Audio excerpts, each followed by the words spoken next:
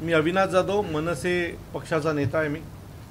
सर्वप्रथम रत्नागिरीतील माझ्या सर्व पत्रकार बंधूंचं मी आजच्या मनसेच्या पत्रकार परिषदेत स्वागत करतो। आणि तुम्ही आज तुमचा जो काही व्यस्त वेळ आहे, आज खरी तर राणे साहेबांनी फॉर्म भरला, अनेक गडबडी रत्नागिरीत सुरू असताना देखील तुम्ही एवढ्या सगळ्या मोठ्या संख्येने इथे आलात, त्याबद्दल तुमचे मनापासून आभार। मुळात आज कोकणात येण्याचं मुख्य कारण तुम्हाला सगळ्यांना माहिती आहे की लोकसभा निवडणुकीची धामधूम कोकणामध्ये जोरदार सुरू झालेली आहे।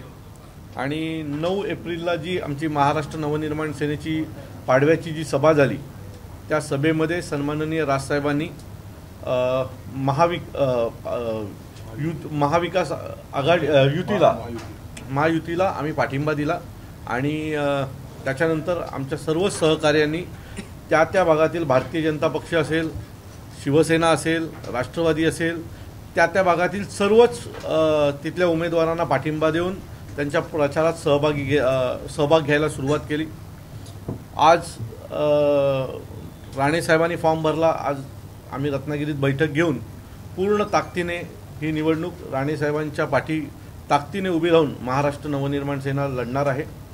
त्यांना ज्या पद्धतीने मनसेची मदत लागणार आहे, आम्ही सर्वोपरी राणे साहेबांसाठी ते प्रयत्न करणार आहोत। आणि पूर्ण खात्रीने सांगतो की मनसे सोबत आल्याच्या नंतर नारायण राणे साहेबांचा विजय हे 100% इथे निश्चित आहे। आमचे सर्वच महाराष्ट्र सैनिक पूर्ण ताकदीनं रस्त्यावर उतरतील, गावागावात बैठका घेतील आणि भारतीय जनता पक्षाचे उमेदवार नारायण राणे साहेब यांना निवडून आणण्याचा प्रामाणिक प्रयत्न करतील। तुम्हाला काय प्रश्न? कुठला? दोन्ही उमेदवारांना, महायुतीच्या दोन्ही उमेदवारांना आमचा पाठिंबा आहे। हे बघा, राजसाहेबांनी सांगितल्याच्या नंतर आमच्यासाठी वेगळं काही नाही आहे। तो रायगडचा उमेदवार असो, कोकणातला उमेदवार असो, ठाण्यातला उमेदवार असो, पालघरचा असो किंवा धुळ्याचा असो, आमच्या सर्व महायुतीतल्या उमेदवारांना आमचा पाठिंबा आहे। आणि तिथे आमच्या लोकांनी काम सुरू देखील केलेलं आहे। कार्यकर्त्यांवर गुन्हे दाखल केले गेले, त्यांना पोलीस स्टेशनला नेलं गेलं, 300 अॅट्रॉसिटी केले। कार्यकर्ते जे सफर करतात त्या काळात त्यांची मानसिक स्थिती तशी असू शकते का काम करण्याची? मी पण एक कार्यकर्ता आहे आणि माझ्यावरही असे गुन्हे दाखल झालेले आहेत। माझं असं मत आहे की पुढे जायचं की नाही, पॉलिटिकली आम्हाला पुढे जायचं की नाही, की मागच्याच सगळ्या आठवणींमध्ये जगायचं। सो ज्या काही गोष्टी झाल्या त्या विसरून आदरणीय अमित शहा साहेब असतील, सन्माननीय राजसाहेब ठाकरे असतील, देवेंद्रजी असतील, यांच्यामध्ये विविध गोष्टींवर चर्चा झाली। झालेल्या जुन्या गोष्टी पाठी ठेवून ज्या काही गुन्हे आमच्यावर दाखल झालेले आहेत ते पाठी घेण्याचं आम्हाला आश्वासन दिलेलं आहे। आणि आता पुढच्या वाटचालीला जाऊ। किती वर्ष जुन्या गोष्टींच्या आठवणीत जगायचं ना? नवीन जे तरुण कार्यकर्ते आले आहेत, महाराष्ट्र नवनिर्माण सेनेचे आमचे जे पदाधिकारी आहेत, त्यांना पुढची वाटचाल पण दिसली पाहिजे ना पक्षाची, की आमच्याबरोबर लहानपणी ते घडलं होतं म्हणून आम्ही मोठेपणी पण बदला घेऊ। काय फिल्म स्टोरी आहे का? नाही ना। तर माझं असं मत आहे आता पुढच्या स्टेपला जाऊ। त्यांनी आश्वासन दिलेली आहेत की आमची जी काही जुने गुन्हे आमच्या लोकांवर जर चुकीच्या पद्धतीने झाले असतील तर ते पाठी घेणार आहेत। सो मला असं वाटतं की आता आम्ही पुढच्या स्टेपला जाणार आहोत। आमच्यासाठी भारतीय जनता पक्ष, शिवसेना आणि राष्ट्रवादी काँग्रेस यांचे जास्तीत जास्त उमेदवार निवडून येणं हे आता आमच्या दृष्टीने महत्त्वाचं आहे। महायुतीचा एक भाग म्हणून भविष्यात ज्या जिल्हा परिषद, पंचायत समिती किंवा ग्रामपंचायत निवडणूक आहे तेथे मनसेला महायुती स्थान असेल का? मला असं वाटतंय की सन्माननीय राजसाहेबांनी जेव्हा त्यांना पाठिंबा दिला, बिनशर्त पाठिंबा दिला, त्यावेळेला भविष्यात काहीतरी घडलं असेल हो। महाराष्ट्रातला एवढा मोठा नेता ज्या वेळेला एखादा निर्णय घेतो त्यावेळेला चारही बाजूने विचार केले असतील ना। सो मला असं वाटतं की सन्माननीय राजसाहेबांनी महाराष्ट्र सैनिकांच्या भविष्याचा विचार करून हा निर्णय घेतला असेल। आणि सन्माननीय राजसाहेबांनी एखादा निर्णय घेतला की आमच्यासाठी तो अंतिम असतो। साहेबांनी निर्णय घेतला ठीक आहे, पण समजा एखादा कार्यकर्ता असेल, समजा गोरबाई खेडेकर असतील की त्याला जेलमध्ये टाकलं होतं, ते खरोखर मदत त्या प्रत्यक्ष निवडणुकीमध्ये त्याला खरोखर मदत करतील का? नाही करणार। मला पण जेलला टाकलं होतं, टार्गेट करून टाकणं, मलाही जेलला पाठवण्यात आलं होतं आणि टार्गेट करून मी कोर्टाला, हायकोर्टाला पटवून दिलं होतं की हा माझ्यावर असलेला गुन्हा खोटा आहे। परंतु शेवटी पक्ष एक भूमिका असते ना। आता तुम्ही कुठल्या तरी पेपरचे पत्रकार असाल, कधीतरी तुम्हाला तुमच्या तुमची भूमिका वेगळी असते आणि तुमच्या संपादकांकडनं एक वेगळी लाईन आलेली असते, ती चालवता ना तुम्ही, सोडता का? नाही नाही नाही माझ्यावर ते झालं होतं म्हणून मी सोडणं, असं करता का? नाही ना. तसं आमचं पण आहे हो. आम्ही पक्ष आदेशावर जगणारी माणसं आहोत. त्यामुळे जो पक्ष आदेश आहे त्याच्यावर पुढे जाणार. आमच्यावर जे काय घडलं तसं अनेक गोष्टी रासाहेबांवर पण घडल्यात, ते पण विसरले ना त्यांच्यावर घडलेल्या गोष्टी. सो आम्ही तर खूप छोटे आहोत त्यांच्यासमोर. सो आम्ही पुढे जाणार. सर, राष्ट्रवादीचे जिल्हाध्यक्ष बाबाजी जाधव यांनी मुलाखतीत सांगितलं होतं दापोली मतदारसंघात वैभव खेडेकरांचं नाव भविष्यात येऊ शकतं. का नाही येऊ शकणार? माझं असं मत आहे की आत्ता निवडणूक लोकसभेची आहे, ती होऊ द्या. त्याच्यानंतर आम्हाला वैभव खेडेकर आमदार झालेला आवडणार आहे की नाही? तर आवडणार आहे. सो माझं मत आहे ही पुढची स्टेप आहे. पहिली एक स्टेप कंप्लीट करू द्या. आम्हाला लोकसभेची निवडणूक आहे ना, तो लोकसभेची निवडणूक पुढे जाऊ द्या. मग 100% विधानसभेला महाराष्ट्र नवनिर्माण सेनेचे जास्तीत जास्त आमदार तुम्हाला निवडून आलेले दिसतील. आता सध्या तुम्हाला रिस्पॉन्स कसा मिळतोय, जे तुमचे नवे मित्र पक्ष झाले सध्या अलीकडेच? आम्हाला सगळ्यांकडनं उत्तम रिस्पॉन्स आहे. आमच्या प्रत्येक राजसाहेबांच्या सभेनंतर आम्हाला जिथे ज्या ज्या पक्षाचा उमेदवार आहे त्यांनी आमच्या तिथल्या शाखा अध्यक्ष असतील, आमचे तालुका अध्यक्ष असतील, उपतालुका अध्यक्ष असतील, यांच्याशी संपर्क करून मान सन्मानाने बैठकांना बोलवलं जात आहे, प्रचाराला बोलवलं जात आहे. आणि आमची लोक देखील त्या पद्धतीने त्यांना रिस्पॉन्स देऊन पूर्ण ताकदीने राजसाहेबांच्या आदेशाचं पालन करत आहेत. काल बैठक झाली मुंबईमध्ये, काय नेमकं त्याच्यामध्ये ठरलं? मला काल आता कुठल्या विषयावर? रत्नागिरीची. हां, रत्नागिरीची नाही, रायगडची बैठक झाली. रायगडमधील आमच्या काही लोकांचं एक मतप्रवाह असा होता की सन्माननीय राजसाहेबांचा आदेश जो आहे तो आम्ही पाळू, पण मागच्या वेळेला देखील तटकरे साहेबांना आम्ही मदत केली होती. सो निवडणुकीनंतर आम्हाला जसा हवा आहे तसा रिस्पॉन्स त्यांच्याकडनं आला नाही. सो त्याच्यानंतर सन्माननीय राजसाहेबांचं मला वाटतं त्यांच्याशी बोलणं झालेलं आहे. आमचे नितीन सरदेसाई साहेब आहेत, त्यांचं त्यांच्याशी बोलणं झालेलं आहे आणि भविष्यात अशा गोष्टी घडणार नाहीत याचं त्यांनी आम्हाला आश्वासन दिलेलं आहे. त्यामुळे हा विषय आमचा संपलेला आहे. तटकरेंना पूर्ण ताकदीने वैभव खेडेकर आणि सर्व महाराष्ट्र सैनिक मदत करतील. शिवसेनेला म्हणजे शिंदेच्या शिवसेनेला भाजपकडून आता जो अनुभव येतोय लोकसभा निवडणुकीमध्ये, जागाच कमी होत आहेत, जागा काढूनच घेत आहेत, या सगळ्या पार्श्वभूमीवर पुढे मनसे आणि भाजप याची कशी म्हणजे? मला असं वाटतं, मी पुन्हा मगाच्याच मुद्द्यावर येतो. ज्यांनी निर्णय घेतला आहे बिनशर्त पाठिंबा द्यायचा त्यांचं नाव राजसाहेब ठाकरे आहेत. ठीक आहे. सो त्यांनी या सगळ्या गोष्टींचा विचार जो तुम्ही करताय तो त्यांनी केला नसेल का? तर 100% त्यांनी पण केला असेल ना. जे तुम्हाला कळतंय ते त्यांना पण कळतंय. सो मला असं वाटतं त्यांनी या सगळ्याचा विचार करून निर्णय घेतलेला आहे आणि भविष्यात येणाऱ्या विधानसभेच्या आधी तुम्हाला कळेल सगळ्यांना की सन्माननीय राजसाहेबांनी घेतलेला निर्णय किती योग्य होता. शिवसेना होती कुठली?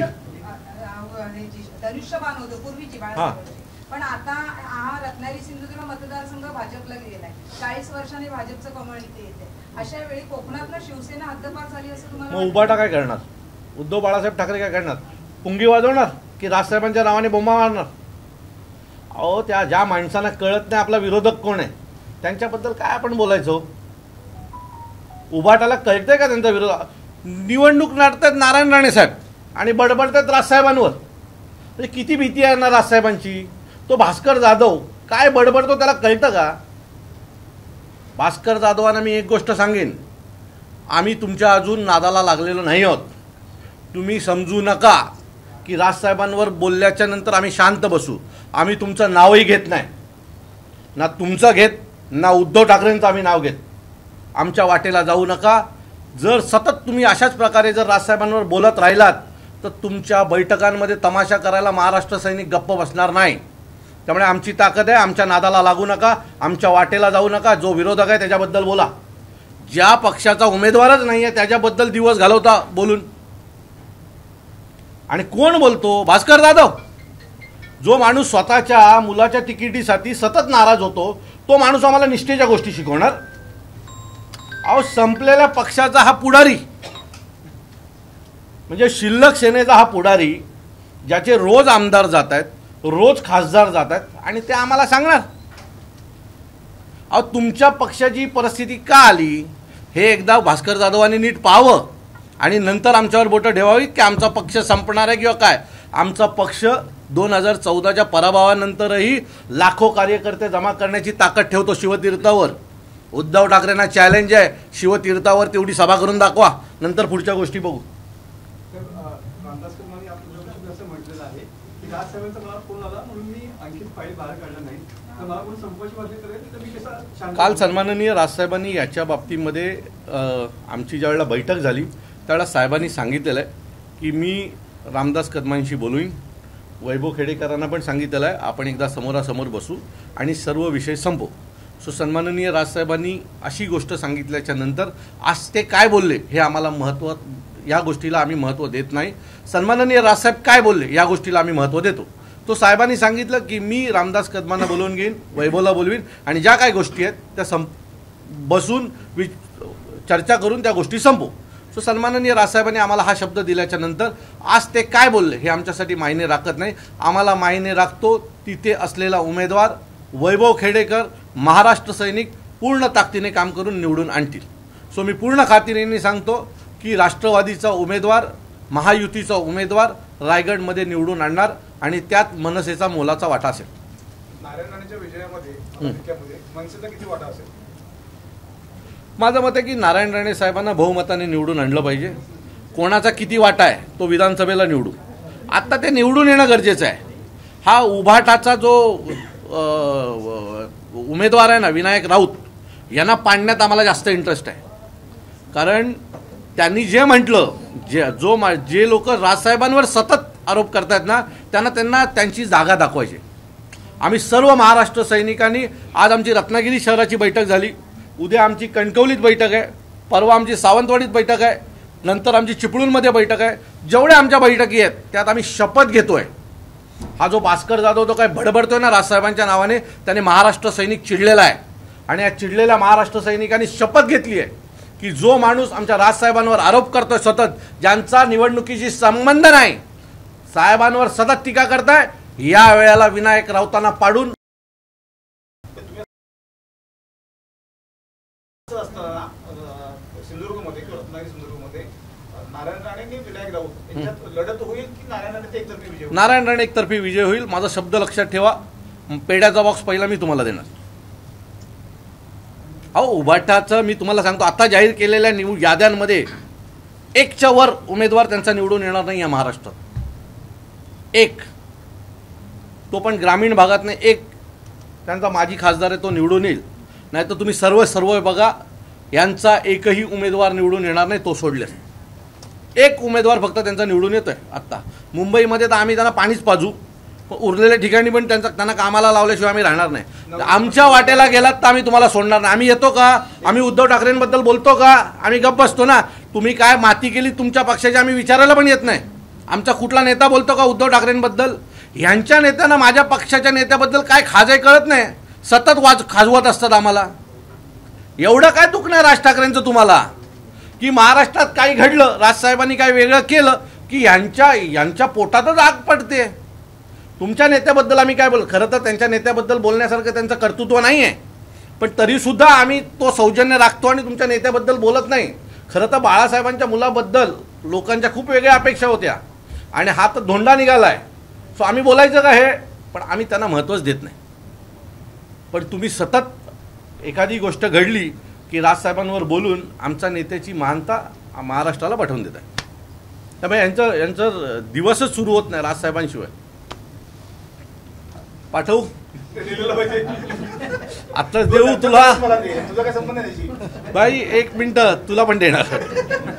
उभाटा संपावं हे आमचं स्वप्न आहे, ठीक आहे. त्याच्यामुळे जिथे पडणार तिथे देणार.